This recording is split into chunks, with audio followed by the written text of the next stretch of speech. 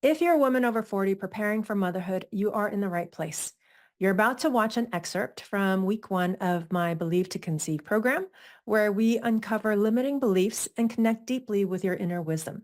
This 6-week transformative experience is designed specifically for women over 40 who are ready to align their mind, body, and spirit to manifest their future child.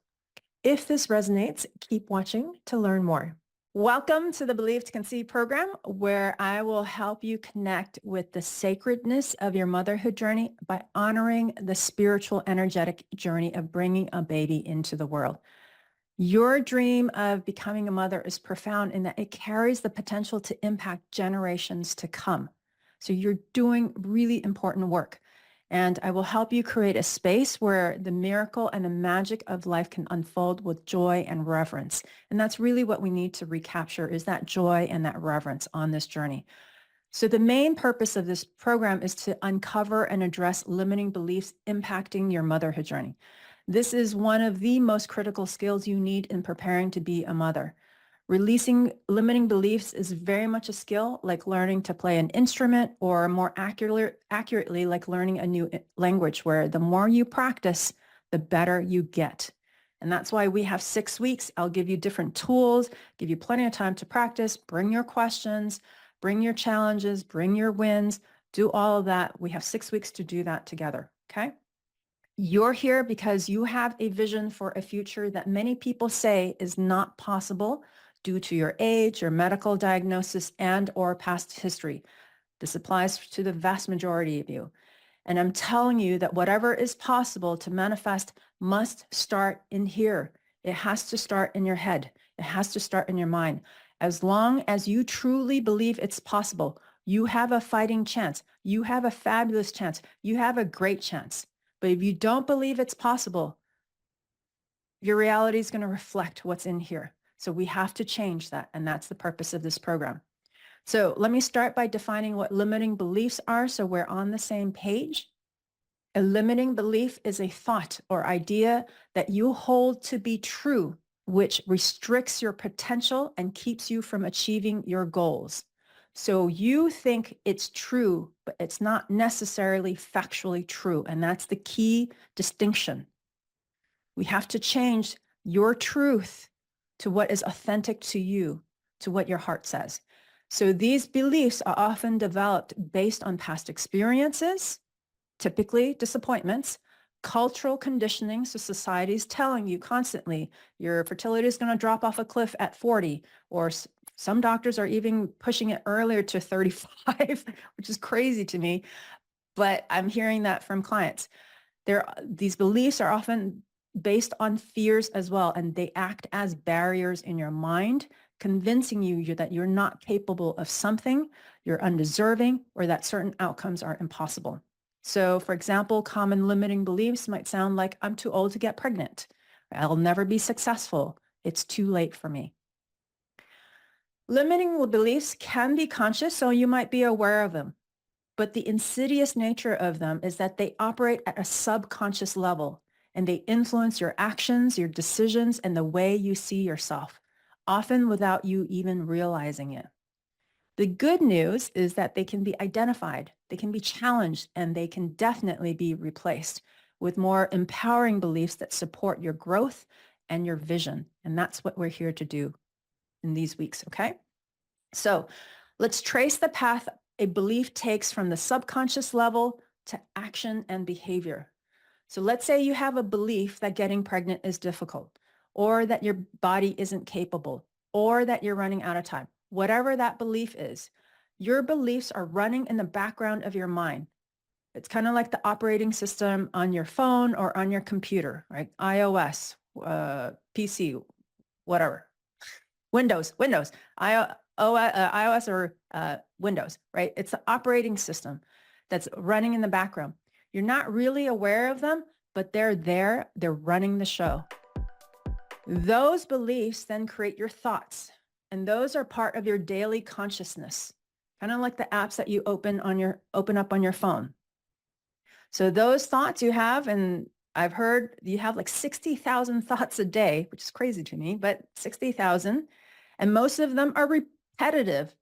They're the same thoughts over and over again. And I was watching my thoughts this morning. I'm like, oh crap, I'm having the same thoughts. And it's totally true, right? So you have the beliefs that create your thoughts. Then your thoughts create your emotions or feelings, kind of like the apps that you use create your digital experience. In the same way, your emotions and feelings create your life experience.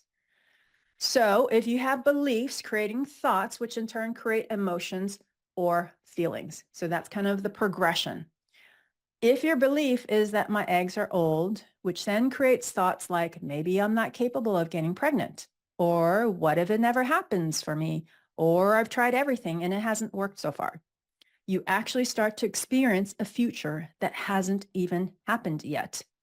You start to feel the emotions of frustration and fear and disappointment and whatever it is, as if they're occurring right now, even though they're just thoughts in the present moment.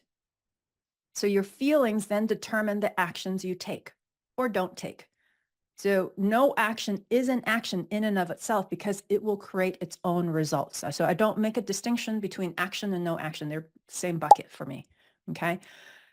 When you feel hopeful, aligned, excited, or at peace, you're more likely to take the congruent actions, the aligned actions that support your motherhood journey, whether it's following through with your self-care, practicing mindfulness, or staying open to new possibilities, like participating in this program. But when you're feeling stressed, you're feeling anxious or overwhelmed by the limiting beliefs that tell you it's too late or it won't happen for me, you're more likely to act from a place of fear. You might overthink, doubt your body, or even hold back from doing the things that truly nurture you. So your actions or non-actions produce your results. So ultimately, the results that you experience, whether they're positive or negative, are a reflection of the beliefs and thoughts you're carrying. Always. People don't like to hear that because they don't want the self-responsibility of making internal changes. They would rather externalize the responsibility to someone else, to life circumstances, to just life in general, to God, whatever it is. But know that by shifting your beliefs and thoughts, you can change the way you feel, which in turn allows you to take inspired actions and move closer to the outcome you desire of becoming a mother. Okay. So the reason why releasing limiting beliefs is so important to manifesting anything you want, including your baby, is because they contradict what your heart wants and they challenge what you know to be true for yourself. Deep in your heart, you have a genuine, powerful desire to become a mother. And that's why you're here. And because it's deep in your heart, it comes from a heart. That's how you know that what you want is possible, because it's a heartfelt desire. It's not coming from the mind. It's not coming from the ego. It's coming from your heart. Your soul only encourages you down a path that is authentic to who you are. It will not ever, ever, ever mislead you down a path that is not achievable. Your higher self, intuition, inner being, whatever you want to call it, is you. It's the bigger part of you. So it would never trick you. It always wants what's best for you. So this desire to have a baby that's coming from the heart, that's coming from a soul level, it's a pure positive energy. The desire itself is the spark of creation. The desire itself is the seed of manifestation. You need that desire. You need to want it. So that spark in turn needs a vessel, a platform, a medium to create through. Just like a painter needs a canvas to translate their spark of genius onto, a musician creates through their instrument or voice. That's their instrument if they're a singer. For you, it's your physical body that allows that spark from source, universe, the divine, God, whatever you want to call it, to manifest your baby through. Okay? And your ability to do that is already embedded in your DNA. It is part of your blueprint. The problem is that limiting beliefs or negative thought patterns will obscure that blueprint, making it so that your body can't access it and can't read it. So when using conscious manifestation, we understand that when your thoughts, your feelings, and your beliefs align with your desires, you become a powerful magnet for what you want. Limiting beliefs act like opposing forces to your heart's desire. It's basically pulling it apart, pulling all of those fragments apart. It's separating yourself. So if your heart is saying, I want to be a mother, but your mind is saying, I'm too old, or my body can't do this, you're creating internal conflict. It's internal energetic conflict. Your body doesn't know what to do and who to follow. It's like trying to drive with one foot on the gas, which is from the heart, and then one on the brake, which is from the mind. And you probably feel that. It's like, oh, I want to go forward, but then you keep lurching back. It's that energetic effect that's constantly in play, and it creates a lot of divisiveness inside your body. And so this internal contradiction, it splits your manifesting energy. Instead of all of your energy going towards manifesting what you want, some of it gets tied up in maintaining these limiting beliefs. And they have to be maintained because they're falsehoods fed to you by others. They seem very reasonable and very logical, but they're not your truth. They're someone else's. So you have to maintain the illusion that they're true, and that requires energy. It requires a lot of energy because it's not who you are. Something that you know to be authentic to you requires no energy to maintain because you just know it. So in order to maintain someone else's truth, you're splitting up your energy and giving that your part of your energy to them, and you're giving your power away in doing that. So the universe, or the field of infinite possibilities, which is where we work in when we do manifestation work, intentional manifestation work. The universe responds to the totality of your vibration, not just your conscious wishes. You don't get what you want. You get what you expect. And that's a huge difference on this journey. When you hold limiting beliefs, you're sending mixed signals, which can result in mixed, delayed, or unfavorable results, or no results. The other thing about limiting beliefs is that it can also make you less receptive to opportunities, to signs, or intuitive nudges that could lead you towards your goal.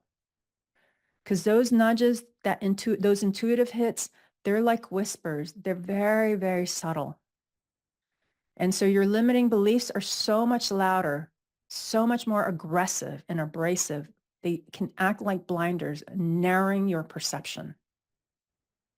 So the contradiction between your heart's desire and your limiting beliefs, they often create emotional distress, right? Like frustration, anxiety, doubt, fear, regret, you name it. These lower frequency emotions will slow down and even stop the manifestation process of what you want. They're instead going to take you down a path of what you do not want. And that's because they lead to actions or inactions that reinforce those very beliefs. And it creates a vicious cycle that takes you further from your goal. So when you're releasing limiting beliefs, you're removing these contradictions. You're allowing your whole being, the conscious and the non-conscious part, the thoughts, the emotions, to align with your desire for a child. The alignment is powerful. It opens you up to receive. It heightens your intuition. It guides your actions, and it allows you to fully embody the energy of the mother that you wish to become. In essence, you become a lighthouse, so your baby knows where to go. Intentional manifestation isn't just about positive thinking. It's at a surface level, that's what it seems like. But when you go deeper, it's really about whole being alignment of the mind, body, and heart, and then aligning that with your deepest desires. So when you watch YouTube videos or read books about manifestation or positive thinking or visualization, it's very superficial level. They don't talk about the full alignment. That's why it seems to work sometimes and it doesn't work other times. Because if it was truly about just the positive thinking, everyone would be manifesting what they want. What's much more difficult is to align everything, the mind, body, spirit, heart, with what you want. That's way harder. And that's why most people don't get what they want. They don't recognize that this has to be a full holistic approach. Okay. So releasing limiting beliefs is a crucial step in creating that alignment. In fact, it's the most important. It allows the full power of your heart's desire to shine through and attract in your baby. You don't need to create your baby. The baby's soul is here. It's at your doorstep. You need to let it in. And what keeps the door closed are the limiting beliefs. There's nothing for you to create. It's already created. Everything is created. Your baby's soul is created. You just have to let it in. It's a revealing process of letting in. And the limiting beliefs is what stops people. So as we move into our belief reframing techniques, keep this in mind. Each limiting belief you release, it's not just about removing a negative thought. It's actively aligning you with your vision of motherhood. That's why this work is so important. Let's explore the key archetypes that I find often play a role in your fertility journeys. I like using archetypes to start with a bigger picture of what's going on within you before we dive into specific limiting beliefs as we move through the program, and we'll start doing that in week 2. Archetypes are very helpful in identifying patterns of behaviors that we all have. They are universal patterns of behavior that are part of our collective unconscious. So they require very little to no explanation about what they represent. They're like characters in the stories of our lives, each with their own motivations, strengths, and challenges. So by understanding these archetypes, we gain insight into our behaviors and thoughts and emotions. So because of the universal nature and the built-in storytelling aspect of archetypes, it's easier to view our behavior through that lens with curiosity rather than judging ourselves as not being good enough, which is what we often default to. So instead of saying, I'm so negative, we might recognize, that's my victim archetype speaking. Okay. So it gives you a little bit more distance from your thoughts and from your beliefs, so you're not as self-critical. Understanding archetypes allows us to choose which aspects we want to embrace or change. We're not stuck with one way of being. We can continuously decide which archetypal energies serve us best. In the context of fertility, archetypes can help you understand why you might be stuck in certain patterns of thinking or behavior. And then by recognizing these archetypes, you can start to shift your perspectives and behaviors in ways that support your motherhood journey. So as we explore the archetypes, please remember that we all have aspects of each within us. The goal is not to eliminate any archetype, but to understand them, to balance them, and to choose consciously how we express them. Each archetype has a light or positive aspect and a shadow or negative aspect. So there's no inherent good or bad with each archetype. Even if the name seems to suggest it has a negative meaning, it doesn't mean that, okay? There's no inherent good or bad to them. So please remember that. So we're going to dive into our archetypes and see how they might be showing up in your motherhood journey. And as we discuss each, refer to your assessment results, to your responses in part 2, questions 11 to 13, and see which archetypes resonate most strongly with you. Number 1 is the perfectionist. So if you checked off mostly A answers in part 2, questions 11 to 13, like I need everything to be perfect before I can conceive, or I'm overly critical of myself and my body, the perfectionist may be a dominant archetype for you. The light or positive aspect of the perfectionist is their balanced pursuit of improvement. The key word is balanced pursuit of improvement. Their strength is their attention to detail and embracing growth while letting go of rigid, unattainable standards. The shadow or negative aspect is the desire for perfection, which often sets unrealistic standards for your fertility journey and for other areas of your life if you're bringing that to other areas. How it shows up can be obsessing over every detail of your fertility plan. Could be feeling like you need to do everything right to get pregnant. It could be being overly critical of yourself and your body. It might be delaying trying to conceive or doing treatments until everything in your life is perfect. Okay, so while attention to detail can be beneficial, there's nothing wrong with it, the perfectionist can also create unnecessary stress and anxiety. So learning to embrace imperfection and just being gentler with yourself is key to transforming the perfectionist in you. And as I talk about these archetypes, know that they're quite embedded in us. So it's not something that's going to turn on a dime overnight. You know, it's not like you're going to change your perfectionist tendencies if you have those overnight. Okay, it's just for your awareness. Oh, it's my perfectionist tendencies are stepping in. Is this an opportunity for me to just step back and maybe release a little bit of my expectations of the way it needs to show up? Okay. Second archetype is the victim. So if you resonated with the B statements, the victim may be a prominent archetype for you. The light aspects of the victim archetype, remember, there are always positive aspects and strengths. So the light aspects of the victim is taking ownership of your life, standing up for yourself, and cultivating self-respect. The shadow aspect of the victim feels powerless and tends to blame external circumstances. So how it shows up on the fertility journey is if you're feeling like the world is against you getting pregnant, right? Everyone else is, but you're not. It could be blaming others, doctors, partner, family for fertility challenges. It might be seeing yourself as helpless. It could also feel like you're being punished or that it isn't fair that you're in this situation. So recognizing when you go into victim mode provides the self-awareness to change your thought patterns. It does not mean your challenges are not real, but it opens the door to finding ways you can take positive action. The third archetype is the saboteur. If you identified with C statements, the saboteur may be at play in your journey.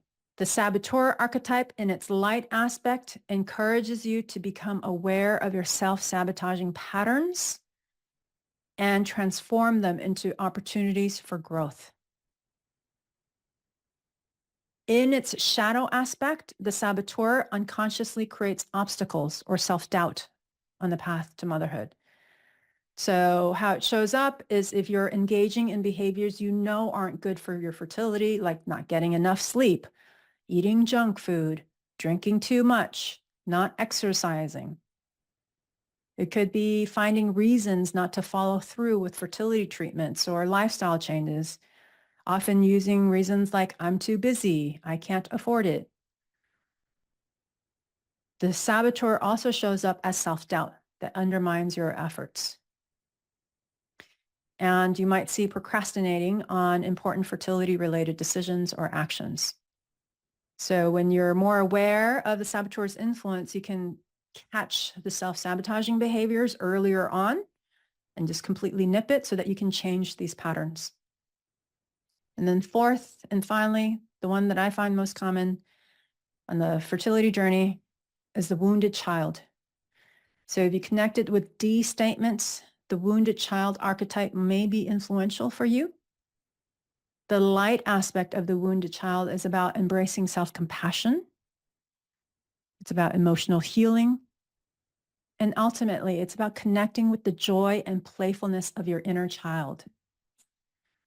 If you're identifying with the wounded child, your inner child is probably screaming to come out, of wanting to experience the joy and the light and playing. The shadow aspect carries unresolved past hurts that impact the present fertility journey. Okay, so it might show up in feeling helpless and powerless. So they may feel dependent on others to fix or resolve their fertility issues. So thoughts might be like, there's nothing I can do to make this work, or this is out of my control. I just have to wait and hope. That would be more of the wounded child.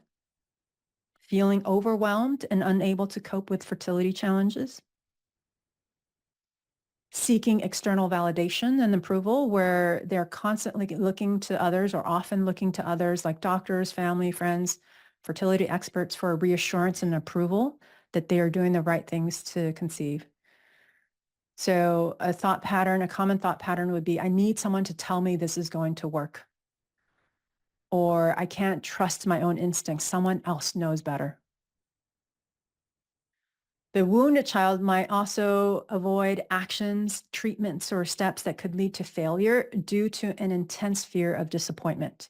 So this may lead to procrastination or indecision. So a common thought pattern would be, if I try and fail, I'll be devastated. It's safer not to hope too much or even try. Or what if I can't handle another disappointment? So recognizing the wounded child allows us to nurture and heal these parts of ourselves so we can cultivate more emotional resilience. So go ahead and take a moment just to reflect on your self-assessment results. Which of these archetypes do you see most prominently in your responses and that you feel intuitively is most active in you, if at all? We all have aspects of each archetype within us, and they can shift over time. Again, this is not about judging yourself, but to become more self-aware of your patterns. This is not about eliminating these archetypes, but understanding them and learning to work with them constructively so that they actually can support you. And I would ask you as your, I guess, homework, you can call it, how do you see the archetype that you identify with mostly, that you resonate with, how do you see it influencing your fertility journey? And can you think of at least one way that you could work with this archetype more positively? So understanding these archetypes gives us a very powerful tool for self-awareness and growth. And they're just so helpful in kind of giving us this bigger picture. It actually, in just recognizing the archetypes that's playing an active role in you, it actually can release a lot of limiting fears just kind of all at once without you having to address one by one, because you're recognizing a pattern of behavior. And so that's why I find it to be so powerful. It's based off of Carl Jung's work. Now that we've explored these archetypes and how they might be influencing your fertility journey, we're going to take a moment to integrate this new awareness, really allow this to sink in for you to work with it. Understanding these patterns and these beliefs, it's powerful, but it can also stir up emotions or concerns that we may not have recognized before, because you're now looking at yourself in the mirror. And it might be painful. It might be uncomfortable to see what's reflected. And that's really, really normal. Okay. So just know that the greater the discomfort, the more opportunity for you to grow and expand. Your nervous system is probably going to get activated in these next few weeks. And it should. Otherwise, you're not making enough change. It should get activated. And that's because it's resetting itself to a new normal, to a higher standard. So just be gentle with yourself. I want to make sure that you have this next activity because it's so valuable as you're going through this work. You're being activated, you're being triggered, you're being challenged. You need another tool to fall back on to just really soothe you, okay?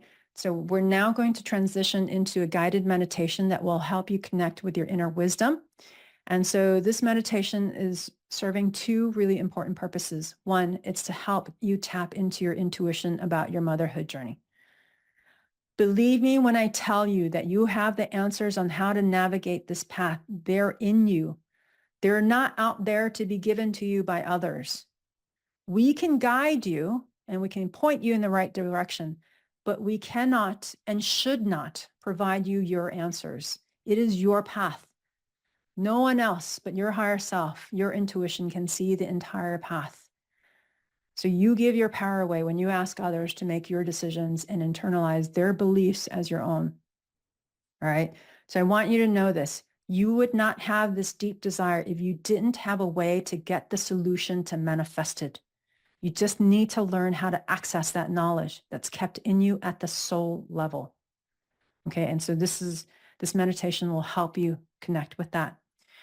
It also helps to provide a calm and centered space from which to view your experiences and beliefs as we go through the program. Because you're in this program, that tells me that the way you're viewing your experiences and beliefs have a negative slant. Okay, we're going to shift that and look at them differently in a way that supports your vision rather than moving you away from it. But in making that shift and making that transition, you will need a grounding space, a calm space to go to. And this is the purpose of the meditation. Okay. This program, by its nature of uncovering limiting beliefs, is very activating. So this meditation will help to ground you into your truth. It's one that you will use this week and you can use throughout the program. And so we're going to go through it. As we move into this meditation, I invite you to let go of any judgments or concerns that may have come up during our archetypes discussion. If what you've seen today resonates with you and you're ready to dive deeper, I'd love for you to join us in the Believe to Conceive program. This is just a taste of week 1, which started this week. So there's plenty to come in the next 5 weeks where you'll explore powerful tools to break through limiting beliefs, strengthen your mind-body connection, and create a spiritual bond with your future child. Click the link in the description below and start your journey today. You are closer to your miracle than you think.